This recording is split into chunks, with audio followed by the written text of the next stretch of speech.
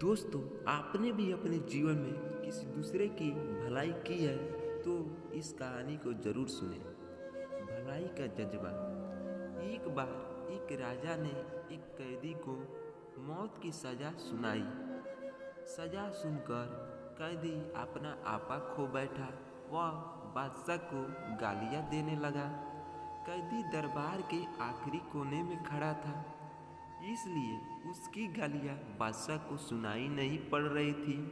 इसलिए बादशाह ने अपने वजीर से पूछा कि वह क्या कह रहा है। इस पर वजीर ने बताया, महाराज, कैदी कह रहा है कि वे लोग कितने अच्छे होते हैं जो अपने क्रोध को पी जाते हैं और दूसरों को क्षमा कर देते हैं।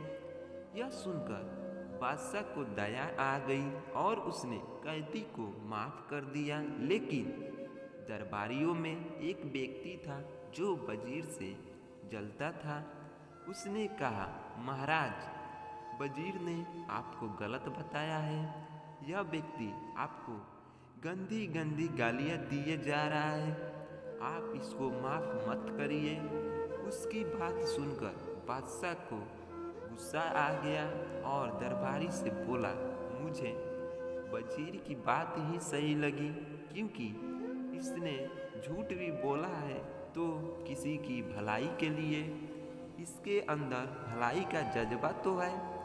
जबकि तुम दरबार में रहने योग्य नहीं हो, तुम्हें तुरंत बेदखल किया जाता है। सीख, हमेशा अपने व्यवहार और वाणी से दूसरों की भलाई के बारे में सोचना चाहिए। वो झूठ भी सत्य के बराबर है, जहाँ किसी की भलाई हो या जिंदगी बचाने का सवाल हो। दोस्तों, इस कहानी से हमें यही शिक्षा मिलती है कि वह झूठ झूठ नहीं होती है जिसमें किसी दूसरे की भलाई छुपी हो।